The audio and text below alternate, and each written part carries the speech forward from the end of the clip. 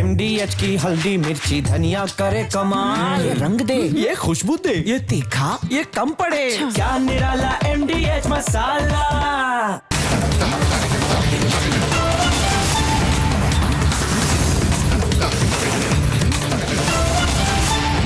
पूछता है भारत को प्रेजेंटिंग MDH सुपर हींग कोसी को powered by Meghdoot herbal Satritha, bank of Maharashtra, Kisna diamond and gold jewellery.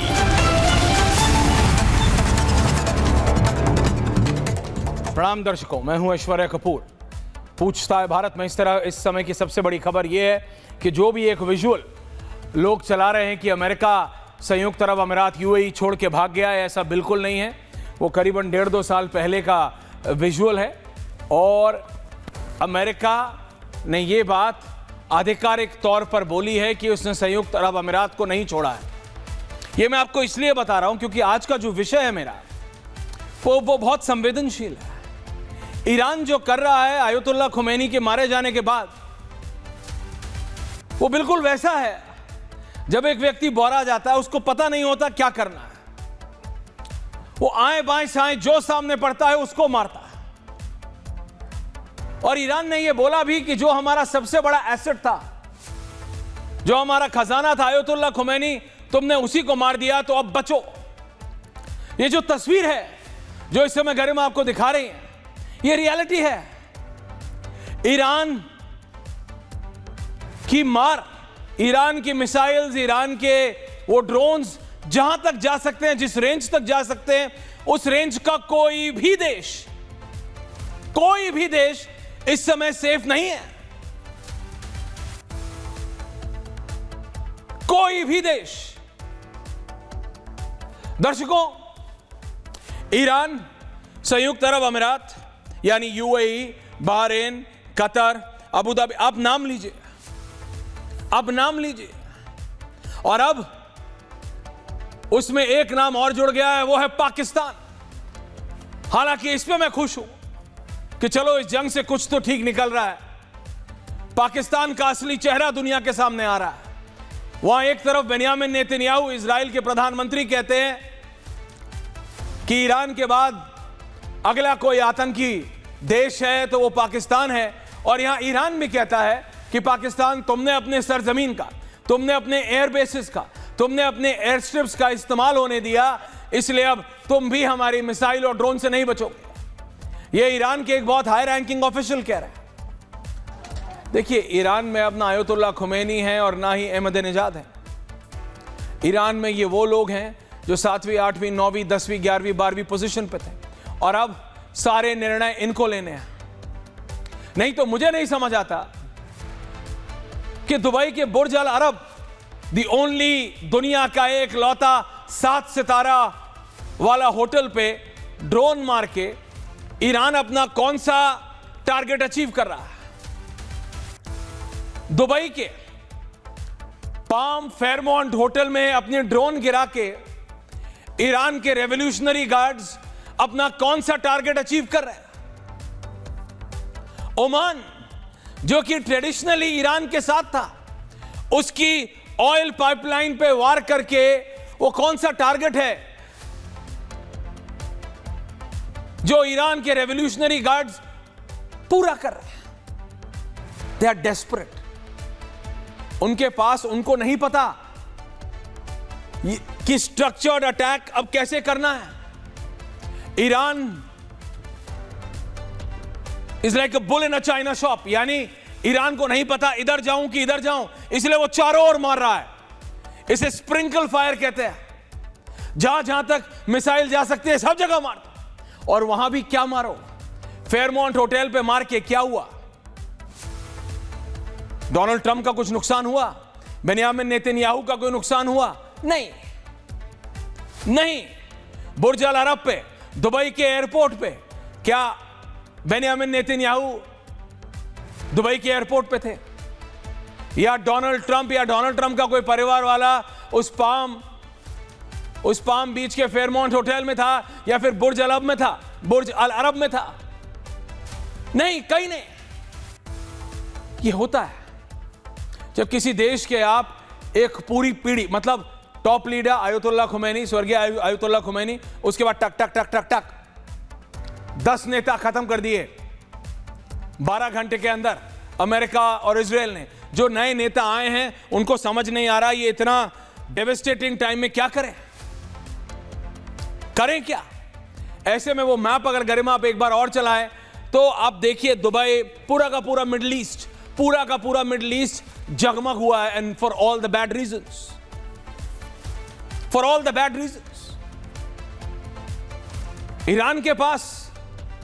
Iran ने एक वीडियो जारी करी जिसमें वो एक टनल में लेकर जाते हैं और दिखाते हैं कि सैकड़ों ड्रोन है उनके पास।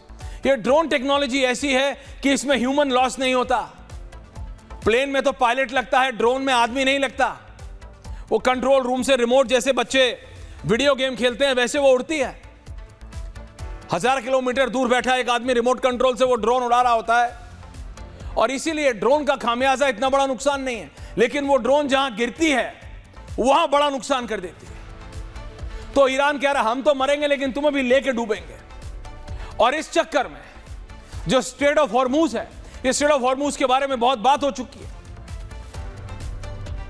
लेकिन इस स्ट्रेट ऑफ हॉर्मूज वाला ग्राफिक अगर घर में आप चलाएंगे तो समझ आएगा कि पूरे विश्व का 90% से ज्यादा तेल इस 33 किलोमीटर के दायरे से निकलता है, स्ट्रेट ऑफ हॉर्मूज, जिसमें एक तरफ सऊदी अरब और दूसरी तरफ ईरान है। And that my friends is the reality. Iran ने इसको बंद कर दिया क्योंकि डेस्परेट मेजर है, चाहे ना चाहे। ये ईरान और इजराइल की जंग में हर एक दुनिया के हर व्यक्ति के ऊपर इसका डायरेक्ट असर आएगा, और हर एक भारतीय पे भी, सुधांशु जी, हर एक भारतीय पे भी आएगा। इसीलिए अब सबसे बड़ा सवाल हर एक भारतीय नागरिक यह जानना चाहता है, सबसे पहली बात, जो भारतीय मूल के लोग मिडिल ईस्ट में फंसे हैं, अरब की खाड़ी में फंसे हैं, यमन में हैं, ओमान में हैं, सऊदी अरब में हैं, उनका क्या हाल है? क्या कोई स्पेशल फ्लाइट जा रही है? हर आदमी जानना चाहता है। आपको पता है ईस्टर्न यूपी, बिहार, मध्य प्रदेश से कितने सौ, कितने लाखों लोग वहां काम करते हैं। उनके परिवार वाले परेशान हैं, क्योंकि यह जंग ऐसा 1 मिनट के लिए लगा था दर्शकों कि जब आयतुल्लाह खुमैनी की मृत्यु की खबर आई कि अब नहीं, अब यहीं पे सिमट जाएगा, लेकिन नहीं, ईरान डेस्परेट हो गया। ईरान ने अरामको की जो ऑयल माइन है, जो ऑयल रिफाइनरी है, जो कि दुनिया की सबसे बड़ी ऑयल रिफाइनरी है, उस पर अटैक किया है। आप समझिए तो, ईरान वांट्स नोटिस। ईरान ये सब करके डोनाल्ड ट्रंप को नुकसान नहीं पहुंचा रहा है। Donald Trump doesn't care to woods. Aramco पे गिरे कि बुर्ज अल अरब पे गिरे कि किस पे गिरे, डोनाल्ड ट्रंप उस तरीके का व्यक्ति है, उनको फर्क नहीं पड़ता। But Iran wants to get eyeballs. Iran को पता है उसका विनाश तय है, लेकिन वो चाहता है कि इस विनाश में वो दुनिया को लपेट ले। वो चाहता है मैं तो मर रहा हूं, सबको लपेट लो, ताकि it becomes a war of the world, not a world war but a war of the world. इसलिए वो इधर भी मार रहा है, उधर भी मार रहा है, एयरपोर्ट्स पे मार रहा है, ऑयल रिफाइनरीज पे मार रहा है, होटल्स पे मार रहा है, मॉल पे मार रहा है। बुर्ज खलीफा क्या है ऐसा? बुर्ज खलीफा में कुछ बहुत पैसे नहीं। बुर्ज खलीफा एक सिंबल है, दुबई का सिंबल, और अगर उसको नुकसान होता है तो वो पूरे के पूरे यूएई की इमेज पे एक ऐसा दाग होगा जिसको धोने में कई दशक लग जाएंगे यूएई को, जो उसने अपने आप को एक सेफ हेवन बना के रखा है।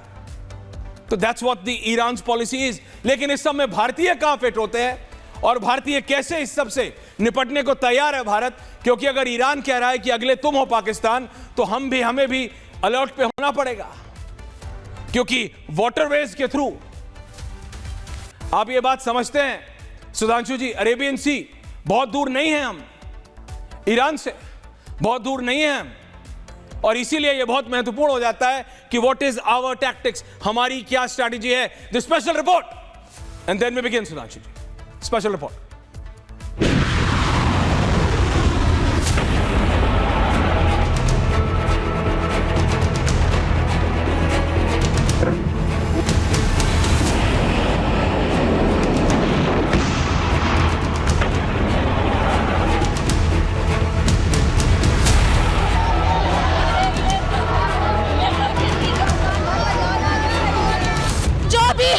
उनके साथ है, वो भी इस जुल्म में, इस मार्टरडम में, इस एयर स्ट्राइक में बराबर के हिस्सेदार है, चाहे वो मोदी हो। सुधांशु त्रिवेदी जी, अगर ईरान के बाहर जहां 20 से 26 करोड़ टोटल शिया हैं दुनिया में, उसमें से 90 to 95% ईरान में रहते हैं, उसके बाहर अगर कहीं सबसे ज्यादा शिया हैं, only Sudhanshu ji and me, तो सुधांशु जी वो भारत में है। इसलिए भारत का response has to be very very measured. हमने देखा है जिस तरह से लखनऊ में, जम्मू कश्मीर में, भारत के दूसरे प्रदेशों में शांति प्रोटेस्ट हुए, पीसफुल प्रोटेस्ट हुए, लेकिन सबकी नजरें हैं बहुत ध्यान से कि क्या भारत सरकार की इसको लेके स्टेटमेंट आती है। सुधांशु जी, फर्स्ट क्वेश्चन टू यू।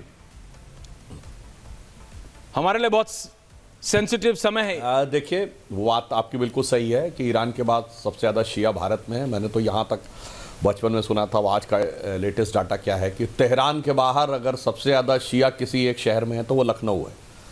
इसीलिए अक्सर जो ईरान के प्राइम मिनिस्टर्स और वो लोग आते थे तो उनमें से कोई ना कोई समय समय पर लखनऊ ज़रूर आता रहता था। हम सिर्फ ये बात कहना चाहते हैं कि वर्तमान समय में जो परिस्थितियां वैश्विक परिदृश्य में बनी है, इसे समझना चाहिए। ये इस्लामिक वर्ल्ड की आपस की लड़ाई है। इसकी शुरुआत कैसे हुई? आप याद करिए, यूएई पहला कंट्री बना जिसने कि इजराइल को मान्यता प्रदान की थी, मुस्लिम कंट्री। वैसे इससे पहले 78 में कैंप डेविड एकॉर्ड में इजिप्ट पहला कंट्री बना था, बाद में अनवर सादात की हत्या इसीलिए हुई थी। अब देखिए, उससे ईरान का क्या था? इस्लामिक वर्ल्ड में एक बहुत बड़ी तमन्ना है बड़े लीडर्स को कि वो उम्मा के लीडर बन जाए, यानी यूनाइटेड अरब वर्ल्ड जो है उसके लीडर बने। ये कर्नल नासिर के दिल में था 60 के दशक में, बाद में अनवर सादात के दिल में रहा, सद्दाम हुसैन यही ख्वाब लिए रहे और आयतुल्लाह खुमैनी यही ख्वाब लेकर ईरान का नेतृत्व किए थे। अब वहाँ दो पोल्स हैं, एक तरफ है सऊदी अरब, यूएई और वो जो सुन्नी वर्ल्ड है, और ये ईरान, टर्की, और ये एक अलग प्रकार का लीडरशिप का पोल था। जब Bharat, middle east, Europe economic corridor बनने का तय हो गया तो क्या लगा कि अभी भी जो यूएई, सऊदी अरब की आर्थिक स्थिति अच्छी है क्योंकि इन पे कोई प्रतिबंध नहीं है। ईरान की आर्थिक स्थिति खराब है और उसे पता है कि तेल का खेल 10-15 साल में खत्म होने वाला, ऑल्टरनेटिव सोर्स ऑफ एनर्जी आने वाले हैं। तो उन्हें लगा कि यूएई और सऊदी अरब अपने को इम्प्रोवाइज कर रहे हैं, वो अपने को एक ट्रेड डेस्टिनेशन के रूप में बना रहे हैं। तो अगर ये चीज मेटेरियलाइज हो गई, और आपको ध्यान हो सऊदी अरब भी इजराइल को मान्यता देने जा रहा था, और उसी समय 7 अक्टूबर 2023 का ये अटैक हुआ जो हमास ने कराया, जो माना जाता है कि वो ईरान समर्थक है। तो ये एक तरीका था कि एक ऐसी कमजोर नस दबा दो जाके, एंटी यहूदी, एंटी इजराइल की कोई मुस्लिम देश विरोध ना कर सके। फिर भी आप याद करिए, तकरीबन 1 महीने तक ना यूएई का कोई जवाब आया था, ना सऊदी अरब का जवाब आया था, ना जॉर्डन का कोई रिएक्शन उसके ऊपर आया था।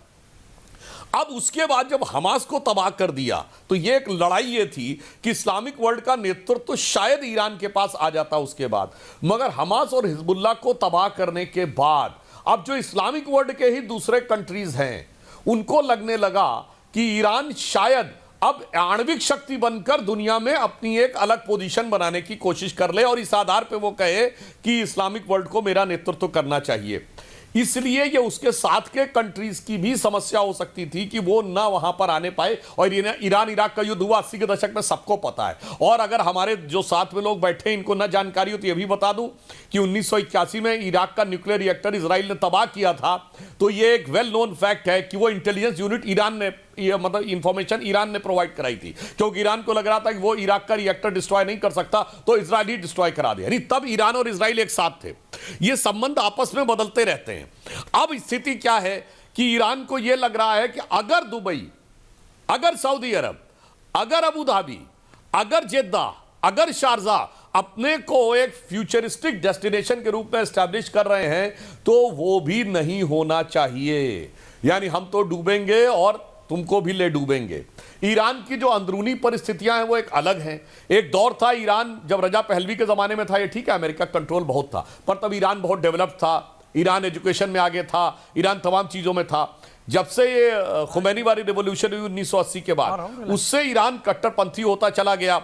और अब आकर, हाँ ये बात बिल्कुल सही है, जहां तक हमारे विरोधी, भारत ने अपने संबंधों का निर्वाह समय समय पर ईरान की सरकारों के साथ अपने संबंधों पे किया, हम अपने साथियों को याद दिला देना चाहते हैं 71 में ईरान पाकिस्तान के पक्ष में फौज भेजने को मन बना चुका था तब, और वो किसी प्रकार से नहीं मान रहा था। तब रजा पहलवी जी ने, ऐसा माना जाता है रजा पहलवी जी की बहन से हिंदुजा ब्रदर्स के बड़े रिलेशन थे और इंदिरा जी ने उस पर्सनल रिलेशन को यूज करके उस चीज को सॉर्ट आउट किया। 2005, 6, 7 में यूपीए की सरकार ने आईएईए में लगातार ईरान के खिलाफ वोटिंग की और खुल के 2008 में हमने अमेरिका के साथ डील की।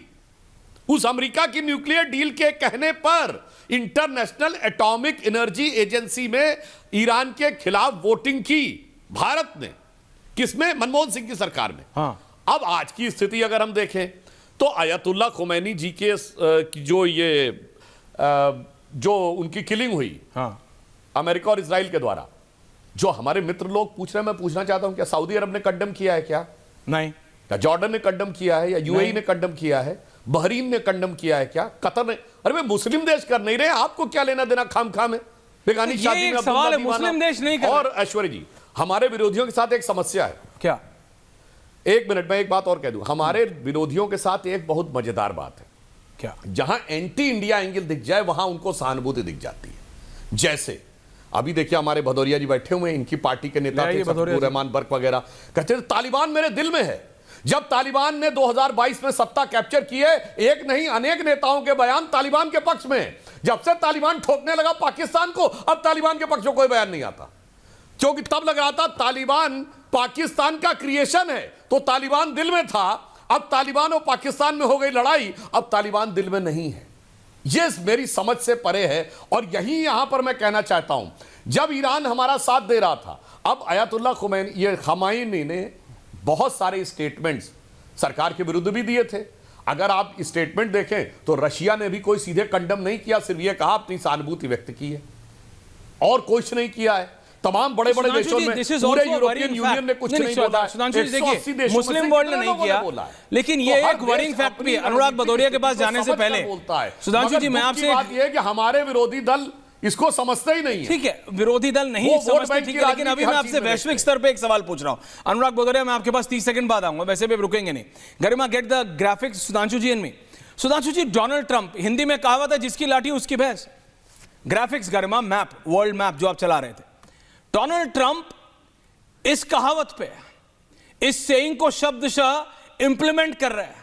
बाकी दुनिया कागज पे 2 लाइन लिख देती है, रूस हो बहुत खेद हुआ, चाइना हुआ बहुत खेद हुआ, यूरोप हो संयुक्त राष्ट्र की बैठक बुलाओ।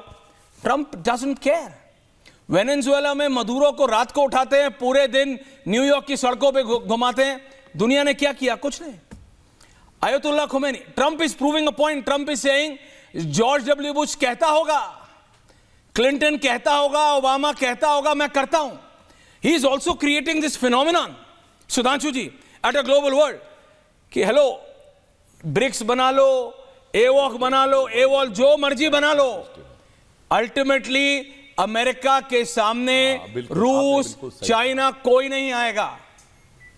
ये मैं बीजेपी के तौर पे नहीं, मैं आपसे एज एन इंटेलेक्चुअल ये मैं आपसे जानना चाह रहा हूं। Trump is creating a different image.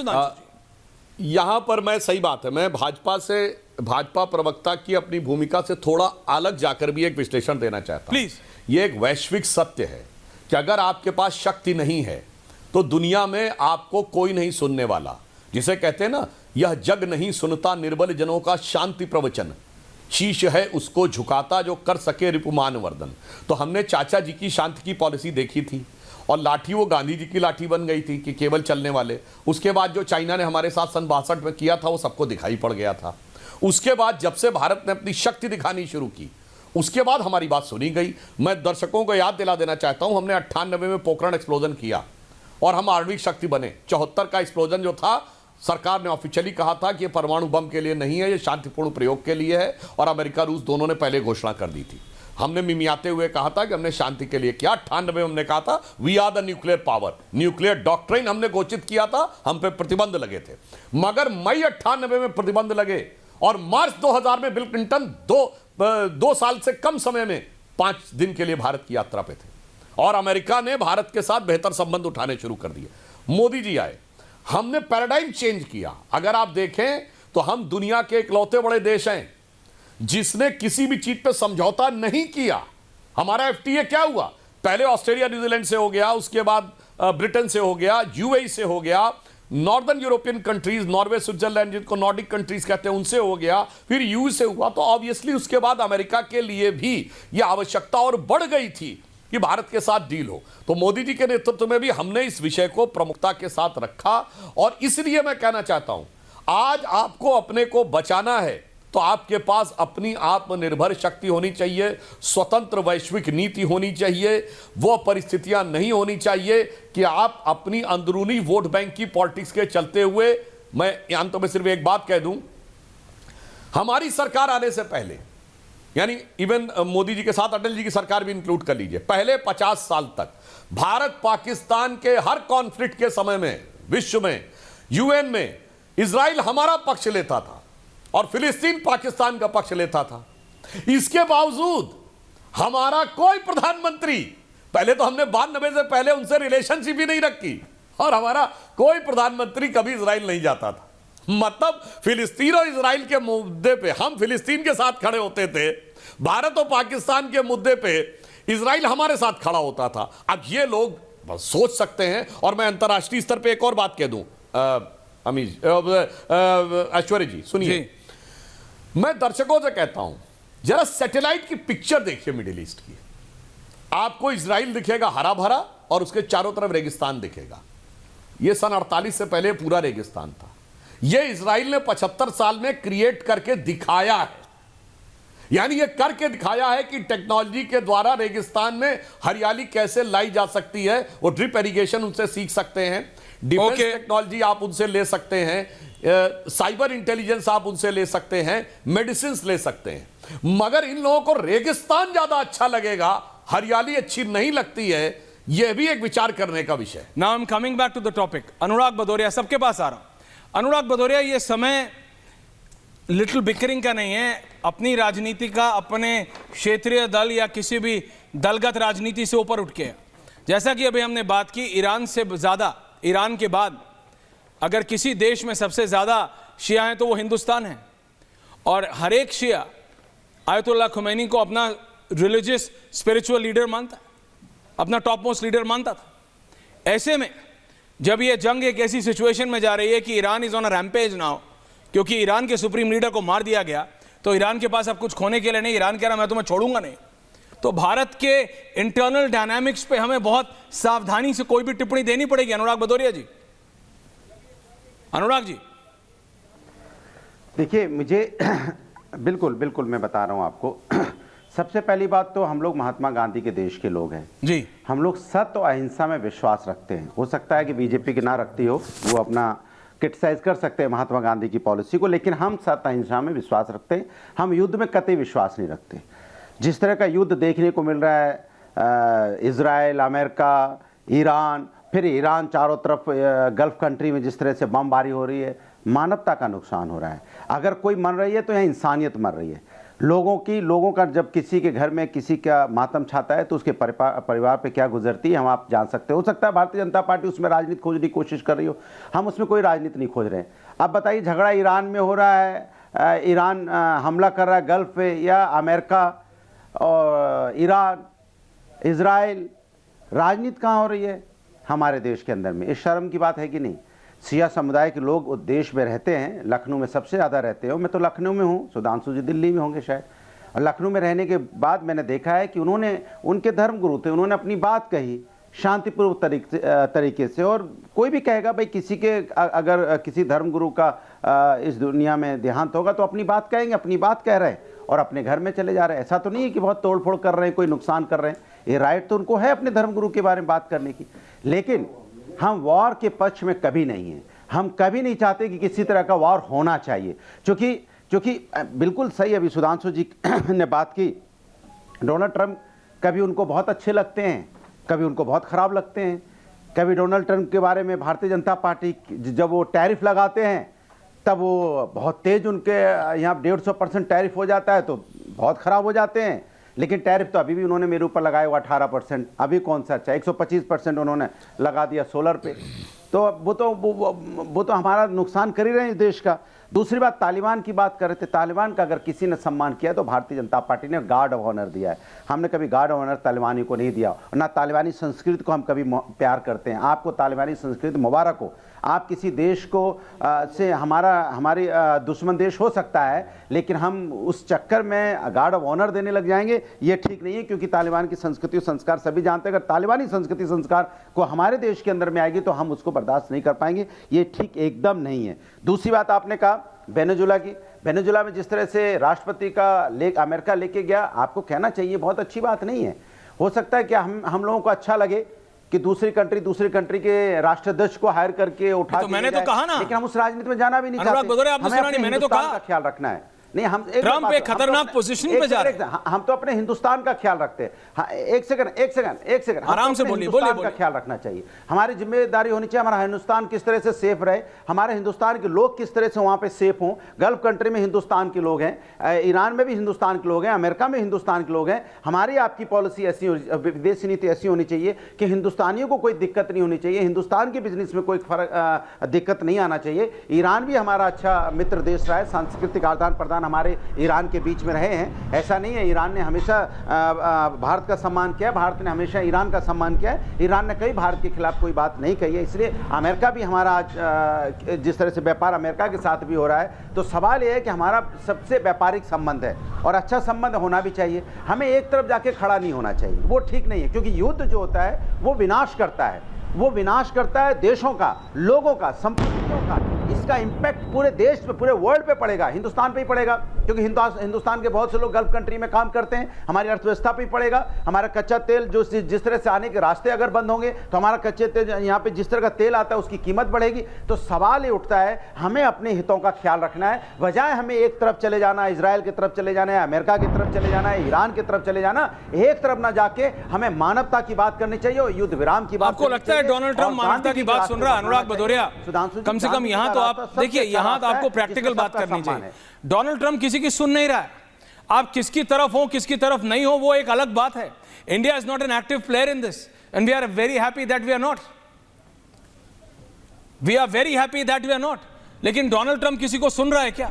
या फिर ईरान जो आप कर रहा है, देखिए ईरान ने अपना सुप्रीम लीडर खोया है। और मैं आपको बता दूं, जब मैं आपको बता रहा हूं,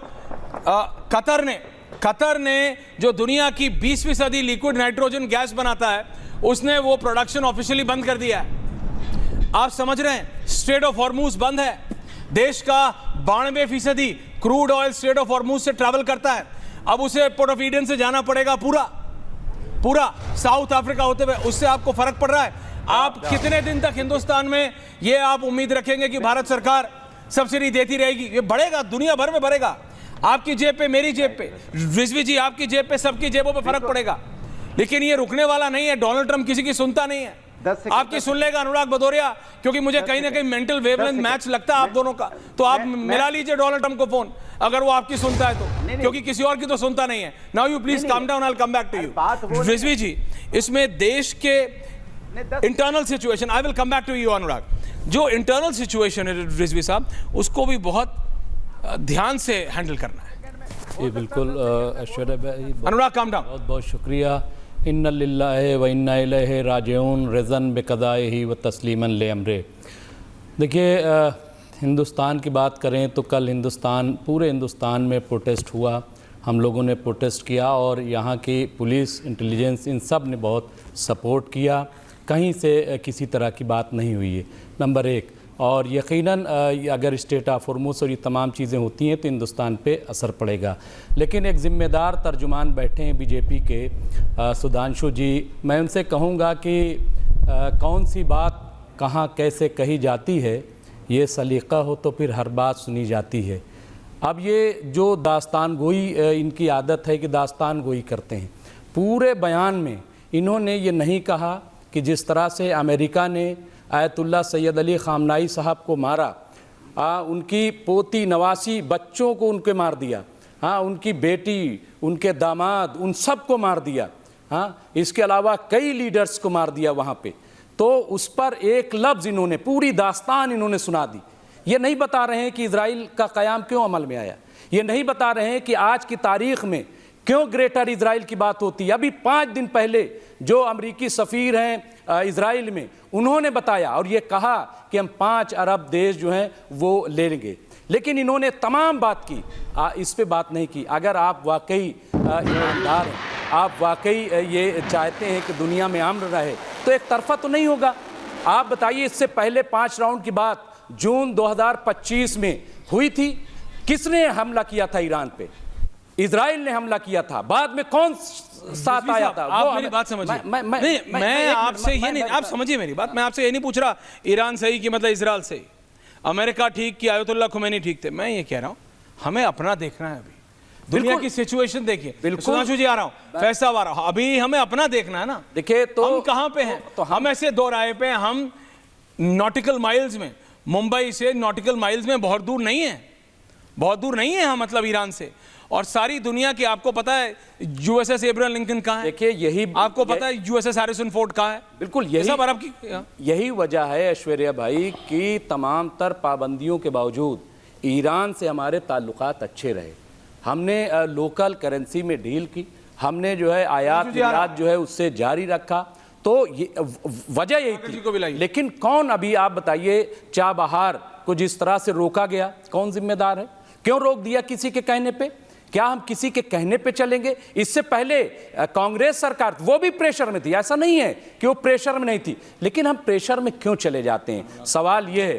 तो आज अगर स्ट्रेट ऑफ हुर्मुज़ बिल्कुल बंद होता है, हमें पता है कि ऑयल की कीमत जो है बहुत बढ़ेगी, और हिंदुस्तान में हिंदुस्तान में जो लोग हैं जो प्रोटेस्ट कर रहे हैं, हमने पहले ही कहा कि वो प्रोटेस्ट जो है बहुत अच्छा रहा, बहुत पुरान रहा। जी देखिए, सरकार ने रिलीजियस लीडर है किसी का, किसी के सेंटिमेंट है, उसके खिलाफ नहीं है। सुधांशु जी क्विक काउंटर, रत्नाकर जी फैसला वारा, सुधांशु जी क्विक काउंटर। जी आप कुछ बोलना चाह रहे हैं? रिजवी साहब कहने लगते हैं दास्तान, तो रिजवी साहब आपके कान कहाँ रहते हैं दास्तान सुनने? मैंने कहा इस्लामिक वर्ल्ड की लड़ाई है, ठीक है। अगर आपको लगता है ईरान नहीं, ये मारा किसने? और अमेरिका ने वॉर किया, तो अमेरिका पे इस पे तो आराम से सुन लीजिए। बहरीन पे अटैक 40 सेकंड थैंक यू। आप अपने अपने टर्न पे बोलिए भाई साहब।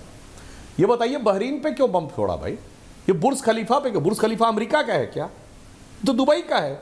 और this is tallest building on earth, ये दुनिया की सबसे ऊंची इमारत है। अगर चाहिए तो मुसलमानों को इस पे फख्र होना चाहिए कि दुनिया की सबसे ऊंची इमारत एक मुस्लिम देश में है ना, उस पे तो आप बम फेंकने को जस्टिफाई कर रहे हैं। अच्छा ये बताइए बहरीन के होटल के ऊपर क्या रखा है भाई?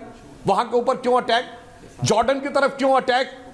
ये बताइए ना, सऊदी अरब की आरामको, ये दुनिया की सबसे बड़ी तेल कंपनी, यानी मुस्लिम वर्ल्ड में इक्का दुक्का कंपनियां हैं जो दुनिया में जिनका सबसे बड़ा नाम है, उस पे अटैक। भाई साहब इसमें अमेरिका इजराइल कहां है? इसीलिए मैं कह रहा हूं, जिसको आप दास्तान समझते हैं पूरा मुल्क समझता है। आपको सिर्फ इससे मतलब है कि भारत के विरुद्ध बोलना है। अगर उसमें मुस्लिम देशों की भी आपस, अब मैं आपसे पूछना चाहता हूं, बड़ा मुसलमान कौन बताइए, सऊदी अरब या ईरान? बोलिए रिजवी जी। नहीं रिजवी जी जवाब दे रहे हैं। एक मिनट, मैं कह रहा हूं ओआईसी की मीटिंग जब हुई थी 4 दिन पहले, आपने वो सुना था क्या बयान आया था? उन्होंने कहा था कि अमेरिका को ईरान पे अटैक नहीं करना चाहिए। और आ जाइए, कतर ने क्या कहा था, आपको याद है? कतर ने कहा था कि अगर अमेरिका ईरान पर हमला करता है, जंग शुरू होती है, तो मिडिल ईस्ट का नक्शा बदल जाएगा। और आइए, प्रिंस सलमान ने क्या बयान दिया था? प्रिंस सलमान ने कहा कि अगर अमेरिका ईरान पर अटैक करता है और ईरान जवाबी कार्रवाई करेगा, जो अमेरिकी बेस हैं, तो वो सऊदी अरब पे हमला नहीं होगा। आप बताइए, जो बेसेज हैं जिस तरह से कब्जा किए हुए है, शिकंजे में लिए हुए अमेरिका, तो क्या करे ईरान? आप उसको, और फिर सबसे बड़ी परेशानी जिस पे आपकी नजर नहीं, सबसे बड़ी परेशानी, दिक्कत अमेरिका की ये हुई कि शिया सुन्नी एक कैसे हो गए? सऊदी अरब और ईरान एक साथ कैसे बैठ गए? ये बिल्कुल, ये साथ कैसे बैठ गए? ये सबसे बड़ी दिक्कत। ओके अभी तक 3 पैनलिस्ट बोले नहीं। सुधांशु जी कोई काउंटर, फिर मैं दूसरों जी। बस भाई साहब आप क्या सुनते हैं रिजवी साहब? मैंने यही तो बोला कि अमेरिकन बेसिस पर अटैक करते समझ में आता था। सऊदी आरामको सऊदी की कंपनी है, अमेरिकन कंपनी नहीं है। बुर्ज खलीफा दुबई का है, अमेरिकन नहीं है। मेरे भाई क्या सुनते हो, क्या बोलते हो, ध्यान तो रखो मेरे भाई। मुझे सब हमने कहा ना अमेरिका के बेस पे बोलते अटैक करते, बहुत देर में क्यों कर रहा हूं? मतलब इस्लामिक वर्ल्ड की आपसी जलन है। और मैं एक और बात बता दूं, यहां ईरान के मन में एक और गुस्सा भी है कि गाजा के लिए जितना बोला जा रहा था, हमास के लिए, उतना ईरान के लिए नहीं बोला गया, क्योंकि फिलिस्तीन अच्छा, वाले इस्लामिक सुन्नी वर्ड थे है ये, फिलिस्तीन पे और ये ईरान क्यों वाले नहीं बोले? शिया, अभी रिलैक्स। और शिया सुन्नी के बीच में कौन क्या होता है, मैं ये भी एक बात बता दूं भाई साहब, एक लाइन और सुन लीजिए। लखनऊ में शिया सुन्नी के दंगे होते थे और उसके बाद जब कांग्रेस और जनता पार्टी की सरकार रही तो उन्होंने शियाओं के मदे साहबा के अरे जुलूस कितना पर प्रतिबंध सुनाओगे लगा भैया दिया ये? कि शिया जुलूस हर नहीं जगह निकाल रत्नाकर जी आ रहा हूं। सकते। 22 साल प्रतिबंध दास्तान, रहा। इसीलिए तो मैं जब कहता अटल हूं। जी प्रधानमंत्री थे और कल्याण सिंह जी मुख्यमंत्री थे तब शियाओं को मिला मौका मदे साहबा जुलूस निकालने का। आज और पूरी दुनिया- जो पूरे दुनिया कारगिल के में मुसलमान जुलूस निकलता था आयतुल्लाह वो सैयद मोदी जी अली के पीएम खामेनी बनने के बाद हुआ। क्या बात एक करते हैं मेरे भाई, आप दास्तान आप तो गोई मत शियाओं कीजिए, को जुलूस इसलिए नहीं मैंने निकालने कहा। देते थे, आप अब आगे कह रहे हैं दोनों एक हैं। एक एक करके कह रहा है Ratnakar Tripathi and Faisal also, Ratnakar Tripathi and Faisal also. Rashidi ji please hold on एक फैक्ट बोल नहीं पाया जो मैं रिजवी जी बोल रहा हूं उसके रिजवी जी विरुद्ध बोल रहा है और कह रहा है रट्टी-रटाई बात कर रहे रिजवी हैं। जी होल्ड मेरे साथ मौलाना मोहम्मद हसन सिरस्वी भी हैं, आपसे मैंने मुस्लिम बोला स्कॉलर जुड़े ये हुए हैं। बुर्ज खलीफा पे जो बोला मैंने अटैक की रट्टी-रटाई बात है। ओके रत्नाकर जी, ये मदे ओके। साहबा का जुलूस नहीं निकलने दिया, ये रट्टी-रटाई बात है। Please relax. हद होती है यार, क्यों छोड़िए? कुछ भी बोलना उसके बाद अनशन बोलने लगना। क्यों छोड़िए, प्लीज रिलैक्स। क्या आपने ओआईसी की वेबसाइट पे कभी गए हैं इनमें से कोई? रत्नाकर जी आप तो इतने पढ़ते लिखते हैं, आप तो गए होंगे ओआईसी की वेबसाइट पे। कभी ओआईसी की आपने वेबसाइट जाके देखी है? अगर इससे ज्यादा एंटी ईरान सेंटिमेंट अगर आपको किसी और अमेरिकन वेबसाइट पे भी मिल जाए तो रत्नाकर जी बता दीजिएगा। ओआईसी वेबसाइट के फ्रंट पेज पे एंटी ईरान 10 आर्टिकल हैं। हाँ नहीं होता है, गूगल करके खोलिए मियाँ, उसको खोलिए रिजवी जी, पता है तो काहे नहीं बोलते हैं? नहीं मैं कह रहा हूं I don't want to get into that politics, I don't want to get into that politics, I am talking about, मैं भारत की बात कर रहा हूं त्रिपाठी जी, मैं भारत की बात कर रहा हूं। मौलाना ऐश्वर्य जी, अब क्या बात है, क्या ऐसा है कि पहले तो मैं सुधांशु, थैंक यू आपने ऐश्वर्या राय के आगे भी कुछ सोचा। It's good to hear a new add on. Thank you Tripathi ji, बोलिए। नहीं तो रशीदी जी तो पहले तो मीठी की बात का जवाब ऐश्वर्या राय उससे आगे है नहीं उनका। हाँ बोलिए, जो थोड़ा चुप रह जा भैया, हम के बोल ले बेदा। बोलिए बोलिए, रशीदी जी को लाइए उधर। हाँ। तो अब जैसे इन्होंने कहा कि अटल जी का भी ले लीजिए, पिछले 50 साल से सिर्फ फलस्तीन रट रहे थे लोग। महाराज जी आपने फलस्तीन रटा, कब रटा पता है आपको? जब 7 अक्टूबर 2023 का बर्बर हमला किया उसके बाद। आपने अक्टूबर 2023 में हमले के बाद 10 ऐसे प्रस्तावों को समर्थन किया यूएन में, यूनाइटेड नेशन जनरल असेंबली में, जो पैलेस्टीन को फेवर करते थे। आपने अक्टूबर और नवंबर में 80 मीट्रिक टन सहायता भेजी, जिसमें 16.5 मीट्रिक टन दवाइयां थी। किसको भेजी? पैलेस्टीन को भेजी। तो वैश्विक स्वतंत्र नीति का मतलब यह नहीं कि वैश्विक नीति का समाप्त हो जाना होता। आपने वैश्विक नीति समाप्त कर दी है। तालिबान को आपने पहली बार गरियाया जादे नवंबर दिसंबर 2014 में, जब आपकी सरकार आ गई, उसने पाकिस्तान पे हमला किया। उसके बाद आपने बाद में गरियाया जब उसने मजार शरीफ अफगानिस्तान में हमला किया। और उसके बाद क्या किया आपने? यहां से जयशंकर जी को भेजा, बाकी लोग को भेजा, तालिबान से बात कर ली, तालिबान को गार्ड ऑफ ऑनर दिया। आपके सारे रवैये गायब। तालिबान मुस्लिम है, तालिबान ये है, तालिबान औरतों को पढ़ने नहीं देता है, तालिबान करने नहीं देता है, सब गायब हो गया। आपको पता नहीं। आप एक बार जाते हैं ईयू से डील करते हैं, एक बार जाते हैं चाइना से करते हैं, एक बार अमेरिका से करते हैं। आपको ने तो पता ही नहीं ना कौन सा आपका दोस्त है, कौन सा दुश्मन है। भारतवासी नहीं जानते। अब आप कह रहे हैं इस्लामिक देशों की लड़ाई है। ईरान इस्लामिक देशों का मुखिया बनना चाहता था। अरे महाराज, शिया पूरे विश्व में 10 से 15% है, 7 बजे का टाइम, और सुन्नी 85-70% है। कैसे बन जाएगा? कुछ भी बोलना, जो आप अंट चंड बोलते हैं वो तो नहीं बोलूंगा, जो आपने अभी बोला रिजवी साहब को, कुछ भी बोलना। पहले आप बोले इस्लामिक देशों के लिए वो कर रहा है, सारे इस्लामी देश करेंगे, आप कहते हैं आपस में विरोध है। ऐसे थोड़ी होता है सुधांशु जी। इराक कैसे तबाह हुआ, लीबिया कैसे तबाह हुआ? इन्हीं विदेशी ताकतों में यूरोपियन और आपके अमेरिकन। ओके, यहां पर परमाणु बम का है, यहां पर परमाणु बम का कहां मिला? इराक में परमाणु बम। ओके त्रिपाठी, लीबिया में परमाणु। ओके त्रिपाठी जी, फैसला। आप एक मिनट ऐश्वर्य जी प्लीज, ये आप भी जानते हैं, हम भी जानते हैं, लड़ाई तेल की है, लड़ाई तेल की है, लड़ाई ऊर्जा की। लड़ाई हमेशा तेल की थी, तो पूरा हक है। सुनिए, कोई नया आप थीसिस लाए हैं क्या निकाल के?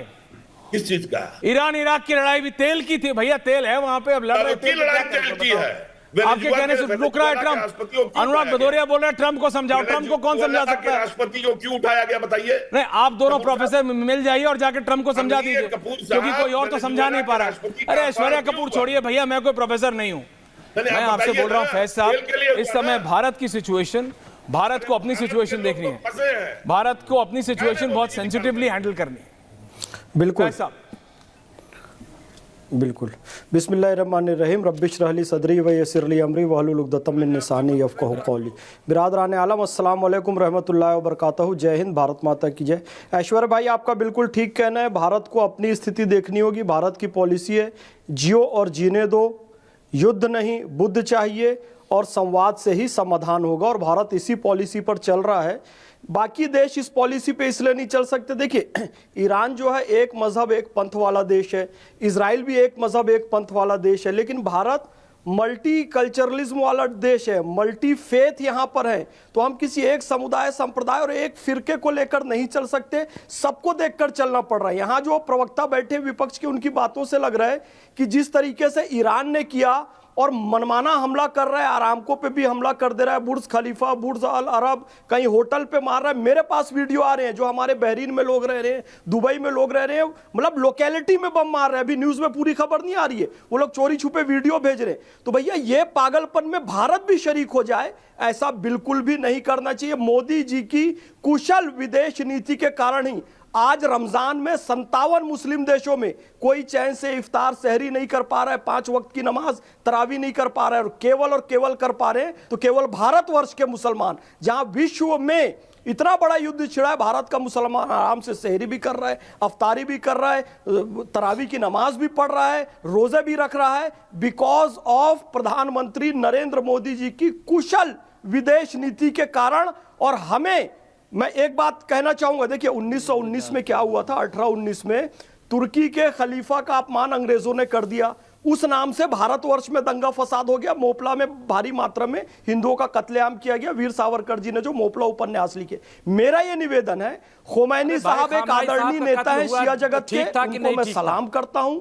मेरा भी कोई आध्यात्मिक होगा ना, लेकिन वो ट्रंप है, ट्रंप किसी की सुनता ही नहीं। नो डाउट, शियाओं की बोल नहीं रहे, हमें उस पे तो दुनिया नहीं बोल रही। व्लादिमीर पुतिन चुप है। दुनिया वाले क्या हम विश्व गुरु बनने जा रहे हैं? पुतिन से ज्यादा ताकतवर हो क्या? ये कल है, हम पूछ रहा हूं आपसे, पुतिन से ज्यादा ताकतवर हो? हमारे अंदर हौसला है। जैसे आप अपने आप को 35 साल का बताते हो, वैसे ही आप पुतिन से ज्यादा ताकतवर हो। Let's not joke. The world is watching. No, the world is watching. दुनिया देख रही है। मौलाना मोहम्मद हसन सिरिसवी साहब, सुधांशु जी आ रहा हूं, मुझे पता आप बोलना चाह रहे हैं। सिरिसवी साहब, दुनिया देख रही है, कोई नहीं चाहता था कि ये हो सिचुएशन जी, लेकिन ट्रंप नहीं मानता। ट्रंप किसी के काबू में नहीं। हमें अपने देश की सोचनी है, हमें भारतवासियों की सोचनी है, और भारत में एक बहुत मेजर शिया पॉपुलेशन है। सिरिसवी साहब, आपका क्या पॉइंट ऑफ व्यू है? जी बिल्कुल जी, मैं आप तमाम हज़रात की खिदमत में सलाम अक़ीदत पेश करना चाहता हूँ, और सबसे पहले आपका शुक्रिया अदा करूँगा। उसके बाद ये अर्ज़ करना चाहूँगा कि जैसा आपने कहा कि अपनी सोचनी चाहिए और अपने देश की सोचनी चाहिए, ये अच्छी बात है कि इंसान को अपने बारे में सोचना चाहिए, अपने मुल्क के बारे में सोचना चाहिए। लेकिन ऐसा नहीं है कि अगर कहीं पे जुल्म हो रहा है, कहीं पे अगर जुल्म ढाया जा रहा है तो उसके ख़िलाफ़ बोलना नहीं चाहिए। दुनिया में हमेशा आप देखिए, जहाँ जहाँ भी जुल्म होता है तो उसके ख़िलाफ़ इंसान को आवाज़ उठानी चाहिए और बोलना चाहिए। बिल्कुल उठानी चाहिए। खामोश बैठने से कुछ नहीं होता है। जब इंसान जुल्म के नहीं, सिरिसवी साहब, मैं सिर्फ ये कह रहा हूँ, बांग्लादेश में इतना जुल्म हुआ, आप बोले नहीं। सिरिसवी साहब, साउथ अमेरिका में पिछले 45 वर्षों से जुल्म ही हो रहा है, कभी आप बोले नहीं। चाइना में यूगर मुसलमानों के साथ नहीं, बिल्कुल उससे भी ज्यादा हो रहा है, कभी आप बोले नहीं। सिरिसवी साहब, मैं अपनी अगर बोलना चाहिए था, या सिर्फ जब ईरान के साथ हो तब बोलना चाहिए, तो ये क्लैरिफाई कर दीजिए अपने वक्तव्य में। नहीं, तो मैं चुप हो जाऊं। सिर्फ ईरान नहीं, हम इस बात, गौर से सुनिए मेरी बात, आप जनाब गौर से मेरी बात सुनिए। मैं अर्ज कर रहा हूँ आपकी खिदमत में कि जुल्म जहाँ भी होगा हम जुल्म के खिलाफ बोलेंगे। चाहे वो कहीं भी हो, अगर किसी के ऊपर भी जुल्म होगा, हम हमेशा जालिम के ख़िलाफ़ रहे हैं और जालिम के ख़िलाफ़ रहेंगे। वो इंसान ही नहीं है जो जुल्म के खिलाफ नहीं रहता। ओके, कहीं भी हो जुल्म, चाहे अमेरिका में हो या हिंदुस्तान में हो या ईरान में हो, जुल्म के खिलाफ होना चाहिए। वो कह रहे भाई जुल्म के खिलाफ होना चाहिए। इस इंसान हो तो जुल्म के खिलाफ खड़े हो, सुधांशु जी। और हालांकि रिजवी साहब को जैसे ये मुगालफा है कि वो 35 बरस के, वैसे ही उनको ये मुगालफा भी है कि वो पुतिन से ज्यादा शक्तिशाली है। अब मैं क्या करूं सुधांशु जी? नहीं कोई, इसीलिए मैंने किसी मुस्लिम बॉडी को युगर मुसलमानों के खिलाफ चाइना में हो रहे अत्याचार को लेकर बोलते नहीं सुना। जहां चीन ने सीधे कह दिया कि ना आप दाढ़ी रख सकते हैं, ना आप टोपी रख सकते हैं, ना सार्वजनिक रूप से रमजान कर सकते हैं, ना नाम के आगे मोहम्मद लगा सकते हैं, और मस्जिदों पर से गुंबद हटवा दिए गए। उन्होंने कहा यह अरबिक स्ट्रक्चर है। किसी के मुंह से चून निकला ही नहीं। बल्कि साहब गैरत देखिए इन लोगों की। आपको पता है जिस चटाई पे बैठ के नमाज अदा की जाती है उसे जिये नमाज कहते हैं। जिये नमाज का सबसे बड़ा प्रोड्यूसर कौन? चाइना। वाह साहब, आप खुदा की बंदगी उस पे बैठ के करते हैं जो खुदा के बंदों पे सबसे बड़ा कहर डाला है। टोपी बनाने वाला सबसे बड़ा कंट्री कौन? चाइना। हलाल मीट का सबसे बड़ा एक्सपोर्टर कौन? चाइना। और वो सबसे ज्यादा कर रहा। चेचेनिया में रूसियों के खिलाफ नहीं बोल पाते। और मेरा ये कहना है भाई साहब, यमन में कौन मारे जा रहे थे? वहां भी तो बुरा हो रहा था, दोनों तरफ मुसलमान ही थे, काहे नहीं बोले आप? रशीदी जी बताइए ना। अफगानिस्तान में इतने साल लड़ाई हुई, दोनों तरफ मुसलमान थे।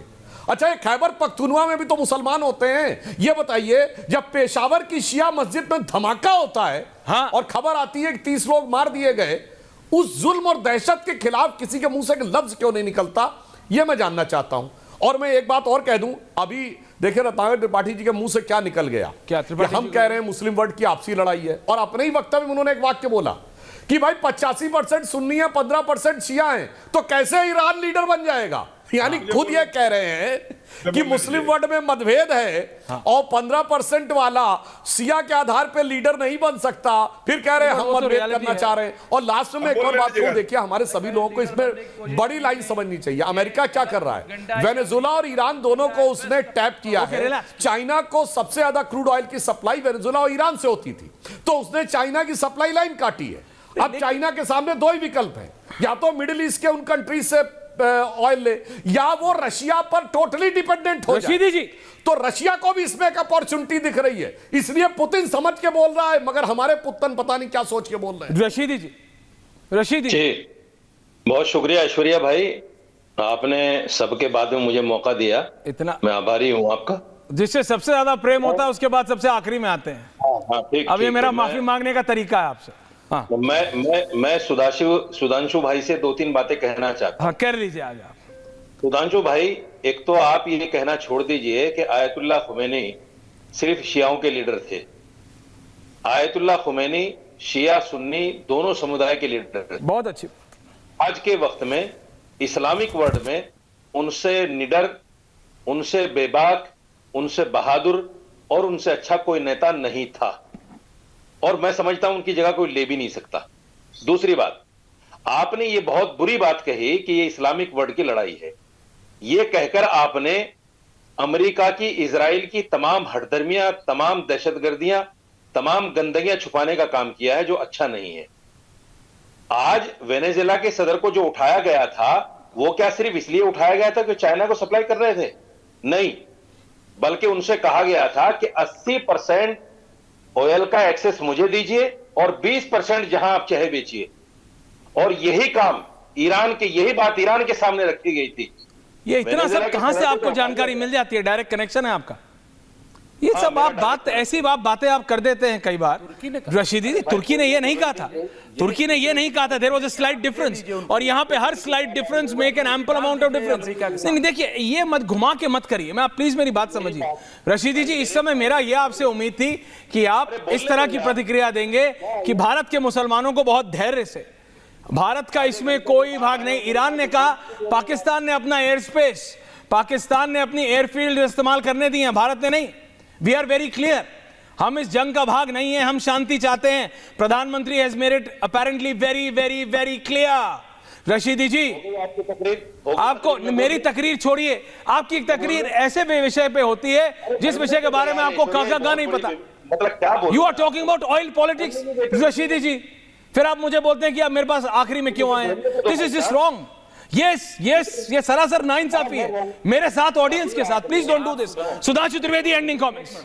हाँ, क्या 10 सेकंड बोलिए। मैं सुधांशु जी से, चूंकि वो हुकूमत बोलिए बोलते रहिए, है, मैं उनसे कह रहा हूं कि वो एक बार ये कह दें कि आयतुल्लाह सैयद अली खामनाई साहब को जिस तरह शहीद किया गया वो गलत है। अमेरिका और इजराइल को ये नहीं करना चाहिए। Sudhanshu Trivedi, final counter now, everyone on it. Anurag ji, समय का मैं आ नहीं पाऊंगा, माफी चाहता हूं। I can see your hand. Rashidi साहब ने जो बोला, उन्होंने कहा पूरे इस्लामिक वर्ल्ड के सबसे बड़े नेता थे। हाँ। मतलब इन्होंने सैयद अदब अर्दगान, मोहम्मद बिन सलमान, मोहम्मद बिन जायद और अपने को इस्लामिक वर्ल्ड का सबसे बड़ा नेता कहने वाले आसिम मुनीर सबकी ऐसी तैसी कर दी। वो सब बेकार थे, कोनो मतलब नहीं था। बधाई हो आपको, आपने बड़ा अच्छा काम किया। तो मैं मौलाना साहब आपसे पूछना चाहता हूं, अगर इतनी ही एकता है तो भारत में ये शिया वक्फ बोर्ड और सुन्नी वक्फ बोर्ड अलग क्यों है, मुझे बताइए। एक कर दीजिए। कहीं नहीं इतना एतबार है कि एक ही वक्फ बोर्ड होना चाहिए? जमीन पे तो एतबार नहीं है। शिया कब्रिस्तान और सुन्नी कब्रिस्तान भी अलग है, शिया मस्जिद और सुन्नी मस्जिद भी अलग है, और फिर शिया मस्जिद में धमाका भी हो जाता है, और इवन कश्मीर तक में हो जाता है, और यहां पे बैठ के बड़ी मिलाई है। तो भाई साहब, आज आप ये मौलाना साहब कह के जाइए कि आज से सुन्नी वक्फ बोर्ड और शिया वक्फ बोर्ड नहीं होंगे। हमारा दिल इतना मिला है कि जमीन पे हम भेद इतना नहीं रखेंगे, कह के जाइए तो हम समझ जाएंगे आपने सही बोला। ये कोई कुछ बोलेगा नहीं। आप सबका बहुत बहुत धन्यवाद। समय कम है, मैं माफी चाहता हूं, लेकिन मैं सिर्फ इतना बोल रहा हूं। Thank you very much Sudhanshu ji, बहुत बहुत धन्यवाद, थैंक यू। मैं सिर्फ इतना कह रहा हूं आप सबसे, डोनाल्ड ट्रंप अपने एक अलग टेंजेंट पे है। क्या किसी देश के नेता को ऐसे मारना सही है? नहीं, बिल्कुल नहीं।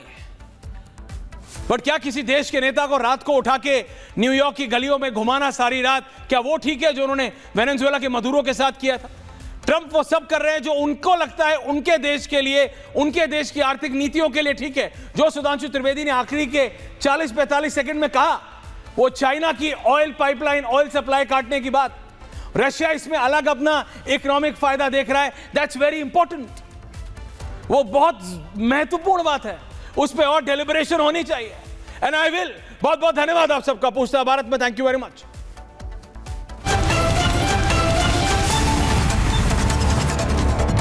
अब आया असली स्वाद। अब आया स्वाद। जब स्वाद के पड़े हो लाले तो MDH का चंकी चाट मसाला डालें। MDH का चंकी चाट मसाला। MDH